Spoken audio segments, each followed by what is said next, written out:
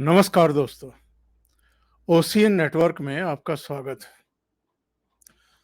आपने कभी सोचा तो होगा कि जैसे ही प्रधानमंत्री नरेंद्र मोदी कोई राष्ट्र हित का काम करते हैं, किसी प्रोजेक्ट का शिलान्यास या उद्घाटन करते हैं, कोई राष्ट्र हित में भाषण देते हैं या विदेशी जो प्रमुख चेहरे हैं, वो नरेंद्र मोदी की प्रशंसा करते हैं, वाहवाही करते हैं, उनको सम्मान देते हैं, तो ये कांग्रेस के नेताओं को, उनके प्रवक्ताओं को मिर्गी के दौरे क्यों पड़ने लगते हैं?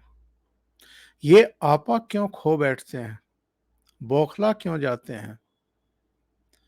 और दूसरा प्रश्न, क्या कभी आपने इस पर विचार किया है कि ये राहुल गांधी बार-बार विदेश दौरे पर क्यों जाते हैं? विदेश यात्राएं करने का इनको शौक है, ये तो समझ में आ रहा है।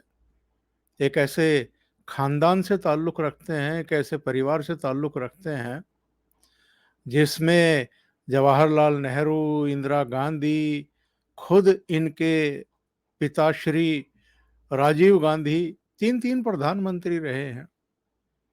और जवाहरलाल नेहरू तो 16-17 साल, इंदिरा गांधी 15-16 साल और इनके पिताजी भी 5 साल 1984 से लेकर के 1989 तक प्रधानमंत्री रहे हैं। और इनकी माताजी चूँकि इटली की हैं, इसलिए नानी के घर जाते ही होंगे बचपन से। और उसके बाद फिर अगर विदेश में ही पढ़ाई हो रही है, ब्रिटेन में ही किसी कंपनी में नौकरी भी की है, तो जो बाहर की चमक-दमक है, जो आबो-हवा है, उसके प्रति आसक्ति समझ में आती है। तो कई बार लोग कहते हैं कि थाईलैंड गए हैं, कई बार कहते हैं कि सिंगापुर गए हैं, कहीं दूसरी जगह गए हैं, कई बार पता लगता है इटली गए हैं, कई बार पता लगता है कि लंदन गए हैं और लंदन में ऑक्सफोर्ड यूनिवर्सिटी गए हैं या मीडिया से बात की है या वहाँ जो भारतीय रह रहे हैं उनके कुछ ग्रुप्स से बात की है। और यहाँ जो लुटियन मीडिया के लोग बैठे रहते हैं, वो इन सब चीज़ों को बड़ा हाथों-हाथ लेते हैं। लंदन में तो कह दिया था कि भारत में लोकतंत्र जो है वो ख़त्म होने के कगार पर पहुँच गया है। ये भी कहा था कि यहाँ की जो अदालतें हैं, जो मीडिया है, वो निष्पक्ष नहीं रह गया है, उस पर कई तरह के प्रेशर हैं। ये भी कह दिया था कि अ, संसद में हमें बोलने नहीं दिया जाता है, यानी डेमोक्रेसी ख़त्म हो गई है। अभी प्रधानमंत्री नरेंद्र मोदी अमेरिका के दौरे पर जाने वाले हैं और ये उनका राजकीय दौरा है। रेड कार्पेट पर उनका जो बाइडेन जो राष्ट्रपति हैं और उनकी धर्मपत्नी व्हाइट हाउस में स्वागत करने वाले हैं। 22 जून को उनके सम्मान में डिनर आयोजित किया जाएगा, जिसमें अमेरिका की क्रीम वहाँ पर मौजूद होगी, यानी जानी-मानी हस्तियाँ वहाँ मौजूद होंगी। इससे ठीक पहले राहुल गांधी अमेरिका पहुँच गए। वाशिंगटन डीसी, कैलिफोर्निया और फ्रांसिस्को, न्यूयॉर्क, मतलब हर जगह उन्होंने अपने कार्यक्रम लगवाए सैम पेट्रोडा को भेज करके। और वहाँ जिस-जिस तरह के इन्होंने बयान दिए हैं, पता नहीं, मतलब इनके बयान कोई इनको लिख कर के दे रहा है या ये जो अक्ल में आता है वैसा बोल देते हैं। मतलब समझ से बाहर की बात है। और ये भी समझ से बाहर की बात है कि ये ब्रिटेन में जाकर के या यूएस में जाकर के ही इस तरह के बयान क्यों देना चाहते हैं? क्या इसलिए कि नरेंद्र मोदी की इस समय वैश्विक वाहवाही हो रही है? अमेरिका के राष्ट्रपति जो बाइडेन हिरोशिमा में अगर जी20 शिखर सम्मेलन के मौके पर मिलते हैं नरेंद्र मोदी से, तो उनसे ये कहते हुए सुने जाते हैं कि भई आप अमेरिका में बहुत लोकप्रिय हैं। आप राजकीय दौरे पर आ रहे हैं, 22 जून को आपको हम डिनर होस्ट कर रहे हैं व्हाइट हाउस में, और आपके साथ डिनर करने की होड़ इतनी ज़्यादा है कि लोग सिफ़ारिशें लगवा रहे हैं इधर-उधर से। मेरा तो मन होता है कि मैं आपसे ऑटोग्राफ लूँ। ऑस्ट्रेलिया पहुँचते हैं तो वहाँ पर प्रधानमंत्री इनको बॉस बताते हैं। जब बीच में एक कंट्री में जाते हैं, वहाँ के प्रधानमंत्री अंतर्राष्ट्रीय एयरपोर्ट पर उनकी अगवानी करके उनके पैर छूने लगते हैं। और ये भी सबको पता है कि भारत की जो इकोनॉमी है, अर्थव्यवस्था है, वो कोविड काल के बावजूद विश्व की 5वीं बड़ी अर्थव्यवस्था बन चुका है। रक्षा, सुरक्षा से जुड़े हुए जो भी हमारे चुनौतियाँ हैं, कठिनाइयाँ थी, उनका समाधान किया है। पाकिस्तान को, चीन को उसकी हदों में रखा है। इसके अलावा भी अगर आप देखें तो जितने पैरामीटर्स होते हैं, उन सारे पैरामीटर्स पर नरेंद्र मोदी की सरकार खरी उतरी है। चाहे नई संसद बनाने का की उपलब्धि हो, चाहे सेंट्रल विस्टा जिसमें 50 से ज़्यादा मंत्रालयों के दफ्तर एक साथ बिल्डिंग्स में रहेंगे, या प्रधानमंत्री का नया ऑफिस और आवास, उपराष्ट्रपति का नया ऑफिस और आवास जो सेंट्रल विस्टा का ही हिस्सा है, वो सब बन रहे हों। पूरे देश में जो सड़कों का जाल बिछ रहा है, चौड़ी सड़कें बन रही हैं और हाईवे, एक्सप्रेसवे बन रहे हैं, वाटरवेज बन रहे हैं, एयरवेज को नई गति मिली है, ट्रेन्स की सूरत हाल बदली है, और इसको लेकर के अब इनका फ्रस्ट्रेशन कुछ ज़्यादा ही बढ़ रहा है। इनको लग रहा है कि 2014, 2019 के बाद अब 2024 में भी नरेंद्र मोदी प्रधानमंत्री बनने जा रहे हैं। इनको रोकना बहुत मुश्किल काम लग रहा है। इसलिए तरह-तरह की टूल किट्स जो हैं वो फिर से अस्तित्व में आ रही हैं। वो हिंडनबर्ग की रिपोर्ट, बीबीसी की 2 किस्तों में डॉक्यूमेंट्री, जॉर्ज सोरोस का मैदान में उतरना, प्रेस कॉन्फ्रेंस करना, मोदी को हटाने के लिए मैं 8,000 करोड़ डॉलर भी खर्च कर सकता हूँ, इस तरह के वाहियात बयान देना। इधर 13 महीने का दिल्ली में तथाकथित किसान आंदोलन चलाने वाले फिर से जो पहलवान बेटियां हैं, जो 13 महीने का आंदोलन चलाने चलाने वाले थे दिल्ली में, अब वो फिर से आंदोलन की तैयारी कर रहे हैं। इस बार बहाना है कि महावीर फोगाट के परिवार की जो लड़कियां हैं उनके साथ यौन शोषण किया है। कुश्ती महासंघ के पूर्व अध्यक्ष ब्रजभूषण शरण सिंह ने, जो बीजेपी के एमपी हैं। यानी कुल मिलाकर के एक ऐसा माहौल क्रिएट किया जा रहा है कि किसी तरीके से नरेंद्र मोदी को 2024 में रोका जा सके। अब इसके लिए जितना भी प्रयास कर सकते हैं, विपक्षी दलों की एकता के प्रयास, नीतीश कुमार, केसीआर, ममता बनर्जी, अरविंद केजरीवाल, शरद पवार सब लगे हुए हैं, और विपक्षी एकता कभी हुई ही नहीं है। ना 2014 में, ना 2019 में, ना 2024 में होने वाली है। तो राहुल गांधी ने जो जो बयान वहां पर दिए हैं, जिस तरीके के उन्होंने कहा कि नरेंद्र मोदी को भगवान के साथ भी बैठा दो तो वो भगवान को भी समझा देंगे कि दुनिया को कैसे चलाना है। इसके अलावा जिस तरीके से उन्होंने फिर से मुस्लिम लीग को एक सेक्युलर पार्टी बता दिया, जिस तरह उन्होंने ये एक बयान दे दिया कि साहब मुसलमानों की हालत आज हिंदुस्तान में ऐसी है, जैन की, पारसियों की, सिखों की हालत ऐसी है जैसी 80 के दशक में दलितों की थी। अब भूल जाते हैं राहुल गांधी के 80 के दशक में उनकी अपनी कांग्रेस की सरकार थी। पहले इंदिरा गांधी प्रधानमंत्री थी और उसके बाद उनके पिता 1989 तक प्रधानमंत्री रहे थे। तो दलितों की अगर बुरी हालत थी तो उसके लिए ये अपनी ही दादी को और अपने पिताजी को ही जिम्मेदार ठहरा रहे हैं एक तरीके से। तो इसलिए मैंने कहा कि ये क्या बयान देते हैं, क्यों देते हैं, क्या कहना चाहते हैं, दुनिया को क्या समझाना चाहते हैं। और वहाँ अमेरिका में अगर सेलेक्टिव प्रेस के लोग बुला भी लो आप, या कुछ कांग्रेस समर्थक लोगों को आप किसी सेमिनार में किसी जगह पे बुला करके संबोधित भी कर लो, तो उससे क्या होने जाने वाला है, समझ से बाहर है। पर हाँ, इससे खुद राहुल गांधी की ऑलरेडी जो छवि है ही नहीं, और लोग उनको लेकर के मजाक ज़्यादा उड़ाते हैं, उनके बयानों को लेकर के मजाक ज़्यादा उड़ाते हैं, इनकी छवि और खराब हो रही है। इनके परिवार की भी छवि खराब हो रही है, क्योंकि 3-3 प्रधानमंत्री इस परिवार ने दिए हैं।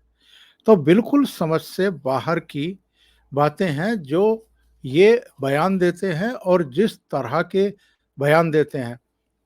इनके फ्रस्ट्रेशन की एक वजह ये भी हो सकती है, हाल में कांग्रेस ने 2 राज्यों में सरकार बनाई है, एक हिमाचल प्रदेश में और दूसरी कर्नाटक में। हिमाचल प्रदेश में ये चुनाव प्रचार के लिए ही नहीं गए, इनकी बहन प्रियंका गांधी वाड्रा गई थी।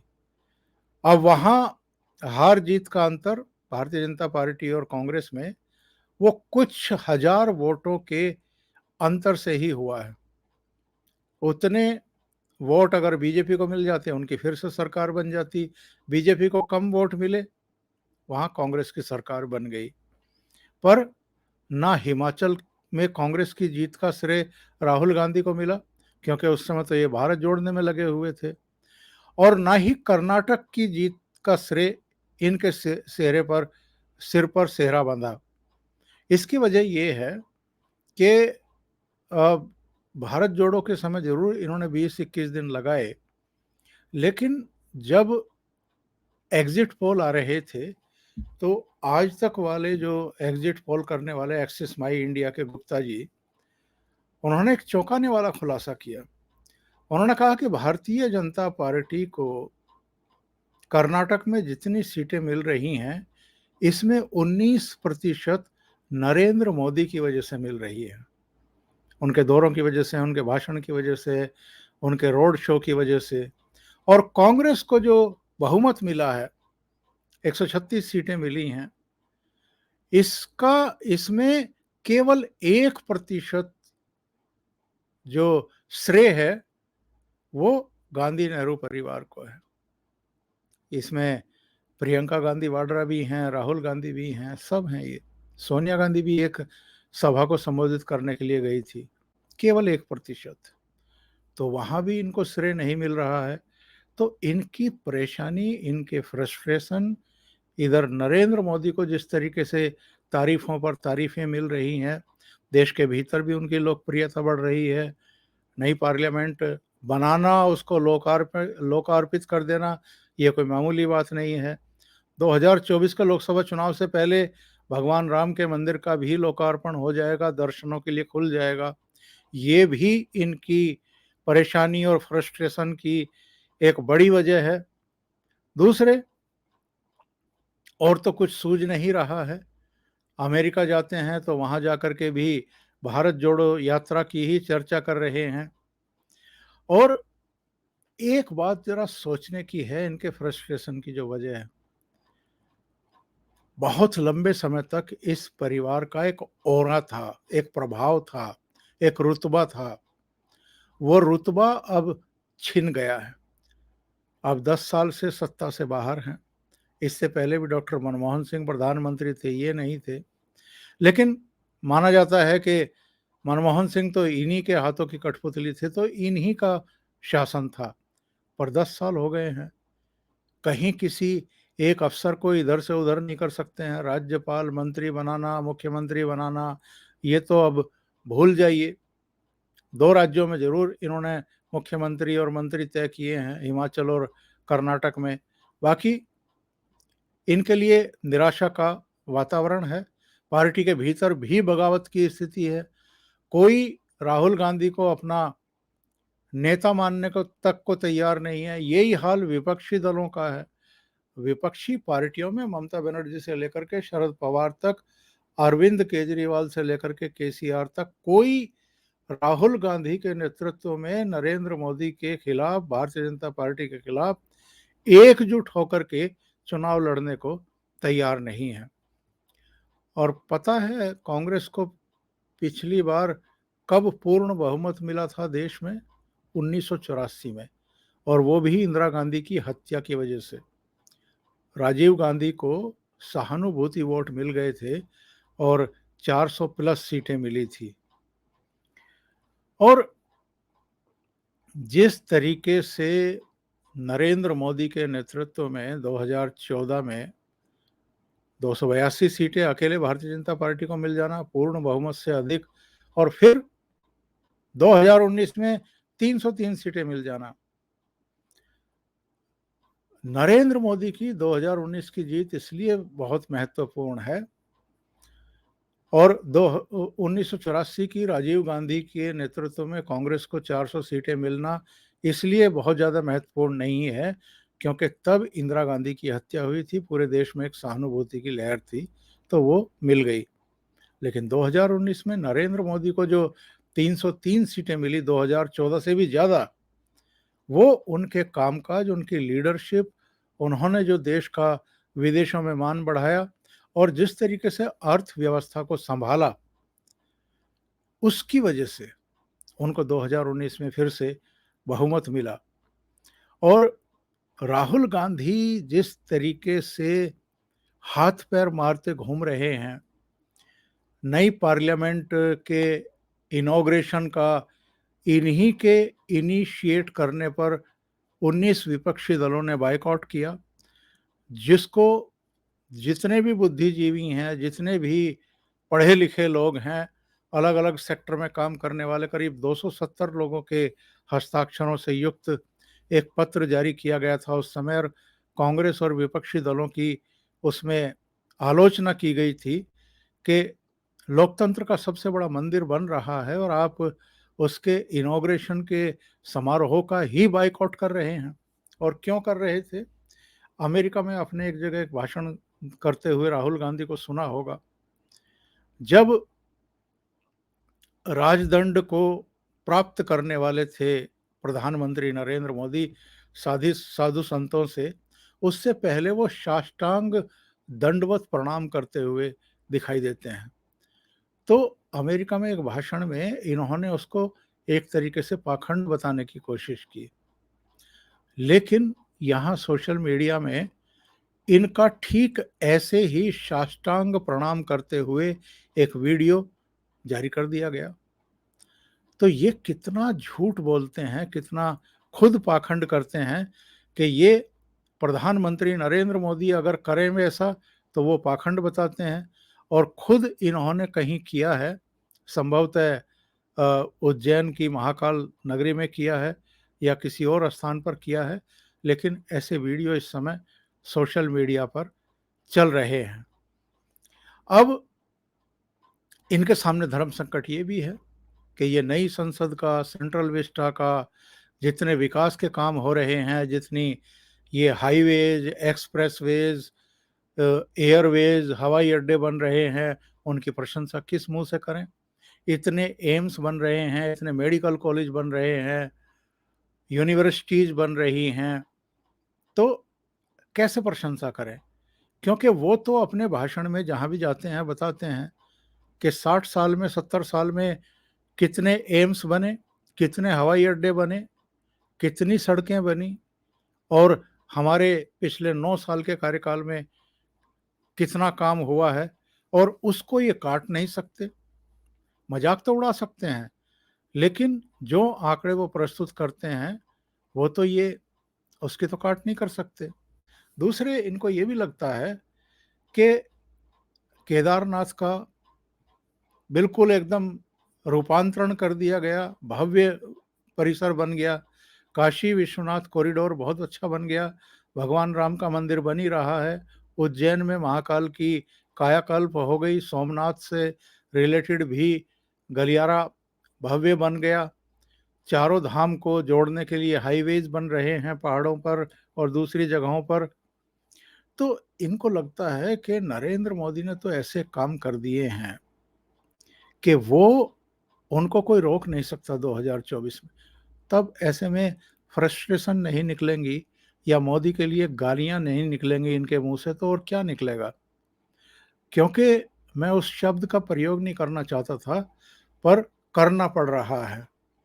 इनको तो एक तरीके से ऐसी हालत में लाकर के खड़ा कर दिया है नरेंद्र मोदी ने कि ये, वो कहते हैं ना कि घर के रहे ना घाट के। कांग्रेस के भीतर भी ये कोई करिश्माई नेतृत्व प्रदान करने में विफल रहे हैं। विजनरी नेतृत्व तो छोड़ ही दीजिए। लेकिन जिस तरह के काम नरेंद्र मोदी ने किए हैं, 80 करोड़ लोगों को 1.5-2 साल तक लगातार मुफ्त भोजन उपलब्ध कराना, तो इनको लग रहा है कि नरेंद्र मोदी की किसी भी तरीके से छवि खराब करिए। यही वजह है कभी लंदन जाते हैं, कभी अमेरिका जाते हैं। अमेरिका इसलिए कि प्रधानमंत्री नरेंद्र मोदी भी अमेरिका की यात्रा पर जाने वाले हैं, राजकीय यात्रा पर जाने वाले हैं। तो कुछ थोड़ा-सा वहाँ पर माहौल खराब करिए, नरेंद्र मोदी के बारे में गलत-सलत कहिए। लेकिन इन्हें नहीं पता कि इससे इनकी अपनी छवि कहाँ जा रही है और गर्त में जा रही है, और ये मज़ाक का विषय बन रहे हैं। और इनका फ्रस्ट्रेशन इसलिए भी बढ़ रहा है कि भ्रष्टाचार के केस में, नेशनल हेराल्ड के केस में ये इन पर शिकंजा कसा हुआ है। और ऑलरेडी मानहानि वाले मामले में तो 2 साल की सज़ा इनको सूरत की कोर्ट सुना ही चुकी है, जिसका उल्लेख भी इन्होंने अमेरिका में किया कि वो ऐसे पहले शख्स हैं जिनको मानहानि के केस में मैक्सिमम सज़ा सुनाई गई। तो इनको लगता है, और ये इस तरह का दावा भी करते हैं कि भारत की जितनी भी संस्थाएँ हैं, वो प्रेशर में काम करती हैं। तो ये चीज़ें राहुल गांधी की छवि को, उनके परिवार की छवि को और रसातल में लेकर के जा रही हैं। अभी के लिए इतना ही। बहुत-बहुत धन्यवाद। अगर आपको ये चैनल और इसके कंटेंट पसंद आ रहे हैं, तो लाइक करें, कमेंट करें, वीडियो को शेयर भी करें। अभी तक अगर आपने ये चैनल सब्सक्राइब नहीं किया है, तो सब्सक्राइब कर लें और साथ में लगे बेल आइकॉन को दबाना ना भूलें, ताकि आगे आने वाले वीडियो और उनके नोटिफिकेशन आप तक पहुंचते रहें। बहुत-बहुत धन्यवाद। नमस्कार।